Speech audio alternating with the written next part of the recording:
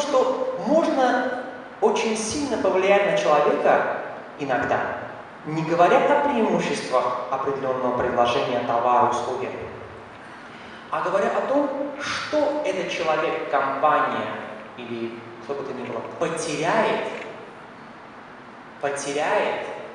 если они не приобретут то, что вы продаете, предлагаете. Пример. Давайте возьмем один тот же пример. Если вы приобретете нашу IT-технологию, вы сэкономите 100 тысяч манат в год. Стандартное предложение, очень часто используемое продавцами. А теперь поверните его в другую сторону. Если вы не купите наше IT-предложение, вы потеряете, предположим, 100 тысяч в год. Дело в том, что проведенные исследования показали, что есть определенная категория людей и организаций, которые гораздо быстрее попадаются, гораздо быстрее реагируют на язык негативного, вот такого негативной мотивации. Если ты не сделаешь, то ты потеряешь. Нежели на язык, который чаще всего встречается на телевидении, во всех рекламах, во всех продажах. Мы лучшие, мы быстрее, и так далее. Приведу пример еще один опять из моей жизни. У меня много примеров из жизни. У меня есть очень хороший друг, его зовут Орхан. Орхан у нас обожает автомобили. И он с детства, в общем, водит автомобили, разбирается, собирает автомобиль, что хочет, что может делать. И само собой, как вы понимаете, человек, который помешан на автомобиле, он помешан на том, что автомобиль должен быть в идеальном состоянии, да, в любое время. Я автомобиль ненавижу. Я только его вожу. Вожу с работы, с дома на работу, с работы в дом, и все. И я даже его не мою. Ну хорошо, мою там 2 недели один раз.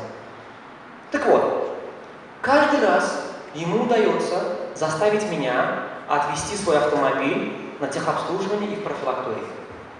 Каждый раз с одинаковым упрямством ему удается меня убедить, что нужно отнести машину туда. Как это ему удается? Я вам скажу, как это ему удается. Он делает следующее. Он говорит: Рашад, у тебя тормозные колодки уже стираются. Я говорю: слушай, не проблема, я через 3-4 месяца поменяю, неважно, пусть они там скрипят. Нет, ты не понимаешь. Это сейчас у тебя тормозные колодки скрипят.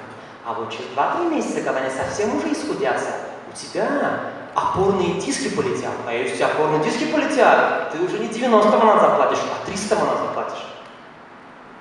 И это всегда на меня действует. Я абсолютно серьезно говорю. На меня всегда действует его методика убеждения путем того, что не то, что у тебя машина будет удобнее ехать, нет, ты потеряешь 300 манат через пару месяцев.